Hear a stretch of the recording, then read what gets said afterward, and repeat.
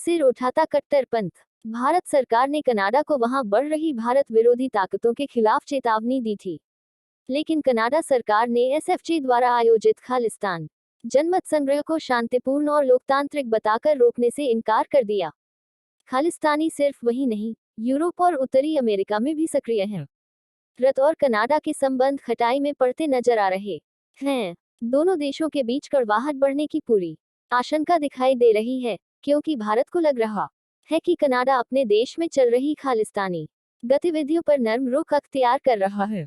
वैसे इस तरह की घटनाएं तो अनेक हुई हैं, लेकिन इनमें सबसे महत्वपूर्ण है 19 सितंबर को ब्रैम्पटन, ओंटारियो में संपन्न हुआ खालिस्तान जनमत संग्रह, जिसमें 1 लाख से अधिक कनाडाई सिखों ने हिस्सा लिया। इसका आयोजन खालिस्तान समर्थक समूह 6 फॉर जस्टिस एसएफजे ने किया था, जिसमें बड़ी संख्या में पुरुष और महिलाएं वोट देने के लिए कतारों में खड़े थे और सोशल मीडिया ऐसी तस्वीरों से भरा पड़ा था।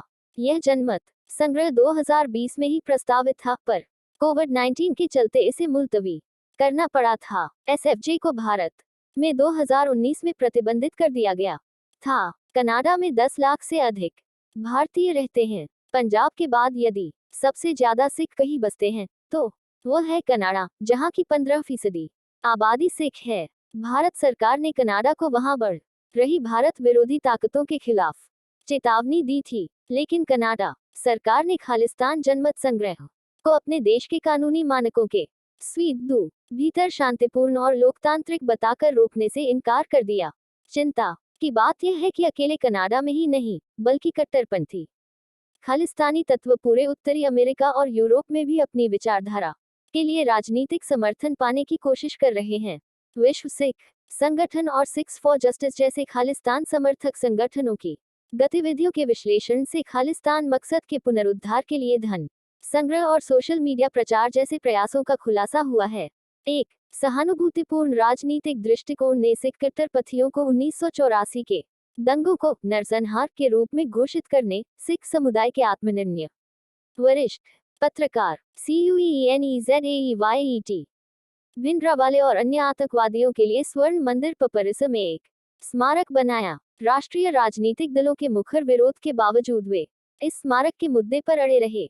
समय के साथ ये आपत्तियों समाप्त हम गई। आज स्थिति यह है कि अकाल तख्त, जो सिख धर्म का सर्वोच्च स्थान है, के बगल में स्थित इस स्मारक पर रुके बिना स्वर्ण मंदिर की यात्रा अधूरी मानी जाती है।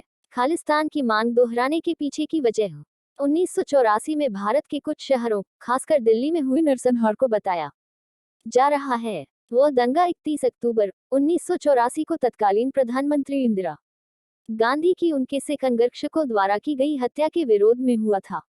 उस नरसंहार के जिम्मेदार चंद कांग्रेसी नेताओं पर तत्काल कोई कानूनी कार्रवाई नहीं हुई थी। 1984 के आरोपियों पर अगर कोई कार्रवाई हुई, तो मौजूदा सरकार के शासनकाल में इतने वर्षों में उस कांड के कई गवाह मर चुके हैं और इस वजह से अब कोई कानूनी कार्रवाई हो पाना बहुत मुश्किल है। फिर भी निहित स्वार्थीत्व इसे बेवजह हवा देकर माहौल खराब करने में लगे हुए हैं।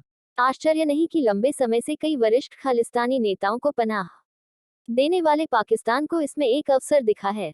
भारतीय खुफिया एजेंसियों की रिपोर्टों के अनुसार Pakistan inter services intelligence ISI ने खालिस्तान लिबरेशन फोर्स और बब्बक खौलसा इंटरनेशनल जैसे समूहों को पंजाब में आतंकवादी गतिविधियों को चलाने, यूरोप व उत्तरी अमेरिका में सिख कट्टरपंथियों के साथ संपर्क बढ़ाने के निर्देश दिए हैं। भारत विरोधी प्रचार के हिस्से के रूप में अलगाववादियों के जत्थे ननकाना साहिब और पाकिस्तान के अन्य गुरुद्वारों में अपने खास मकसद से यात्रा करते हैं। पिछले साल भारतीय सुरक्षा एजेंसियों ने पाकिस्तान, कनाडा, ब्रिटेन और इटली स्थित अलगाववादी गुटों से जुड़े 8 से अधिक खालिस्तानी मॉड्यूलों को बेअसर किया था। पंजाब के भीतर खालिस्तानी भावना के इस पुनर्जागरण में 1980 और 1990 के दशक के दोहराव की आशंका नहीं है, क्योंकि वहां के आम लोगों का अब कट्टरपंथियों को समर्थन नहीं मिल रहा है।